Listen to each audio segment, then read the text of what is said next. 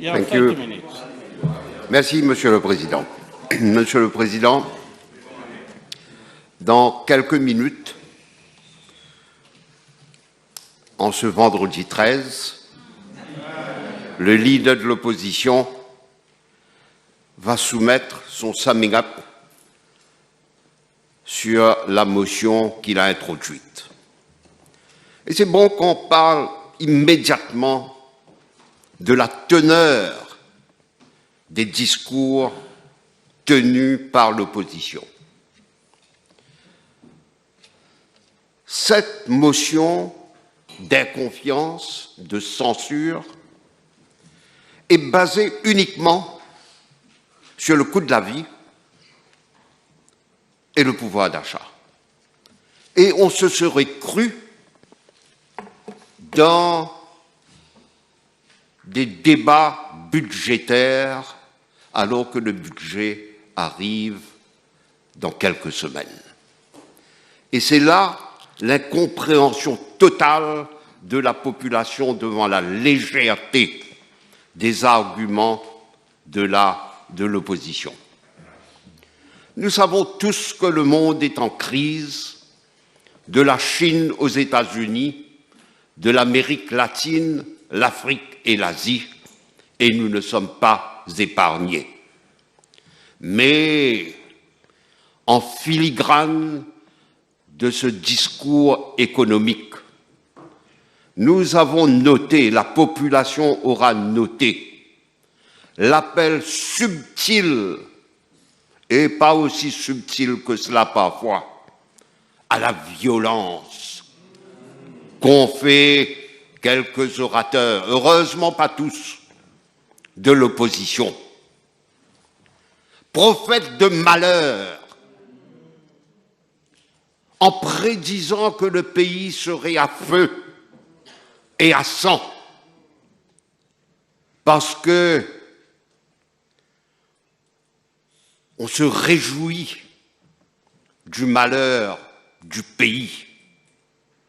On se réjouit par avance en annonçant pénurie, misère, pas d'avenir pour la jeunesse, presque appelant à l'émigration parce qu'on ne devrait plus avoir confiance dans le pays. Ça me rappelle certains discours de mon enfance. Dans les années 65-68, le même discours qu'on entend, mais auquel aujourd'hui s'associe un parti comme le MMM. Et c'est là où les générations futures vont juger l'opposition d'aujourd'hui. C'est vrai que les prix montent, c'est vrai que le pouvoir d'achat souffre, mais le ministre des Finances sera là bientôt pour nous présenter ses propositions, et c'est là où l'opposition aura l'occasion de s'exprimer sur la politique économique du pays. Non, ils ont choisi de venir avec cette motion de censure comme si une répétition avant l'heure du débat du budget. Cette motion a servi à voir d'un côté la légèreté du débat, du contenu des discours de l'opposition, mais du sérieux des discours du côté du gouvernement. Et cette motion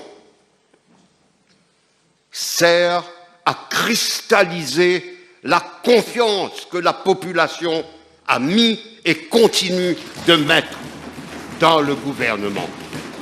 Et cela est peut-être un grand merci à mettre au crédit du leader de l'opposition pour avoir ainsi donné l'occasion à la population de comprendre le contexte économique, politique et social dans lequel nous vivons. Monsieur le Président, il y a un grand absent dans les discours de l'opposition.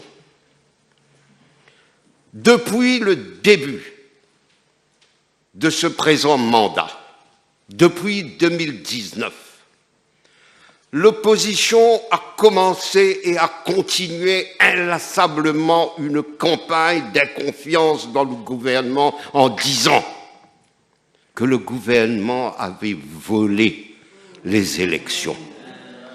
C'était ça le premier discours de motion de censure contre le gouvernement. Aujourd'hui, ce n'est qu'une petite conclusion de la fin de l'opposition, fin FIN de l'opposition. Aujourd'hui, ce n'est que la conclusion d'un débat qui a commencé en venant dire à la population qu'il ne fallait pas faire confiance aux institutions. Ce n'est pas le MMM, ce n'est pas le Parti travailliste qui avait entré la première pétition électorale. La première pétition électorale fut rentrée contre moi, la circonscription numéro 19, par un certain M. Siwoo Chun, du Reform Party, dont l'avocat était maître Rochi Badin. C'est ensuite qu'on a eu la pétition de Mme Adebiro contre moi, copiée un petit peu sur la pétition rédigée par maître Badin. Les pétitions électorales servirent de toile de fond à une campagne visant personnellement le Premier ministre et les ministres du gouvernement. Les pétitions électorales, avec l'aide de certains communicateurs habiles, avaient pour but de déstabiliser le gouvernement pour faire instaurer dans la population un climat d'inconfiance. Cela n'a pas réussi. Les unes après les autres, la plupart des pétitions électorales furent soit retirées, soit rejetées.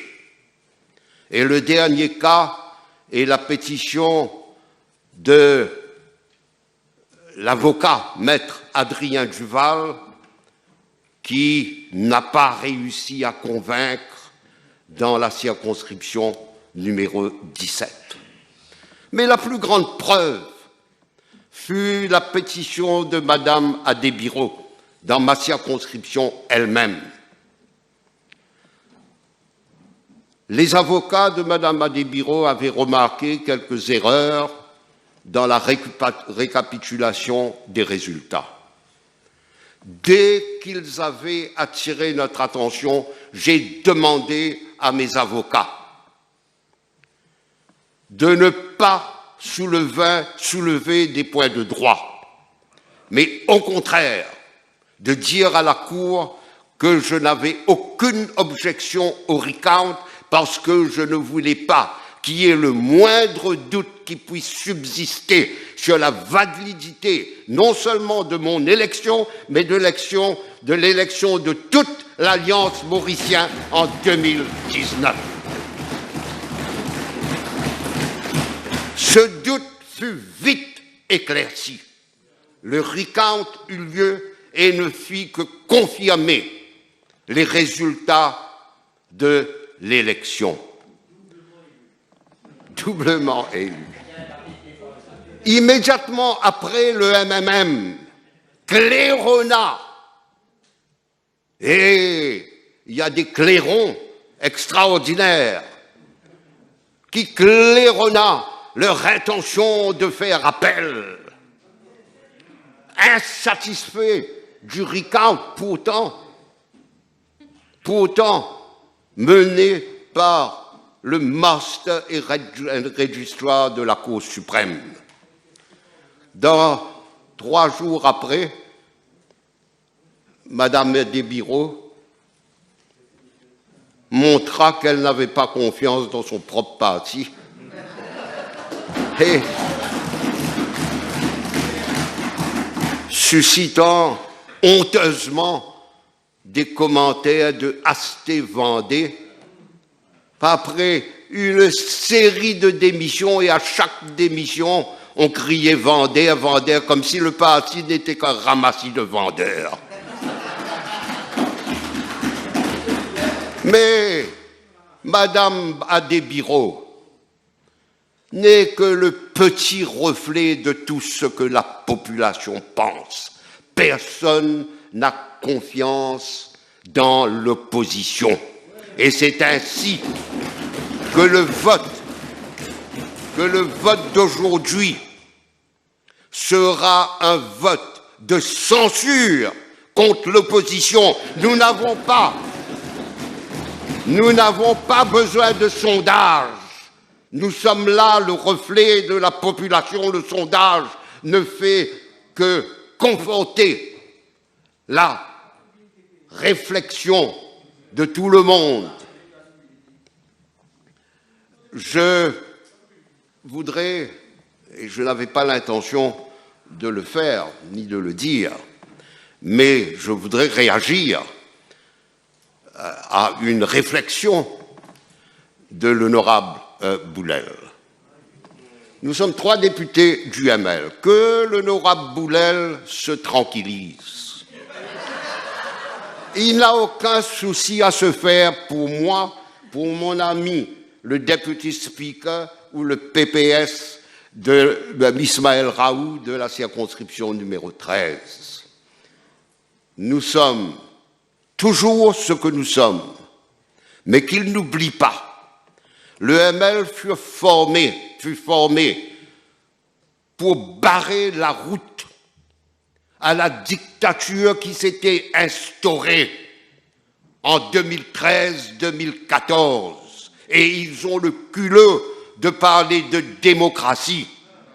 Et après que le ML ne fut formé, je pris une décision très grave, celle d'être candidat, non pas à la circonscription numéro 15, où j'aurais été élu confortablement, mais dans la circonscription numéro 19, pour barrer la route à cette même dictature qui se préparait.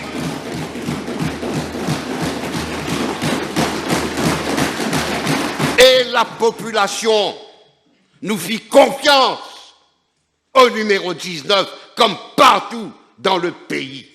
Voilà le vote de confiance.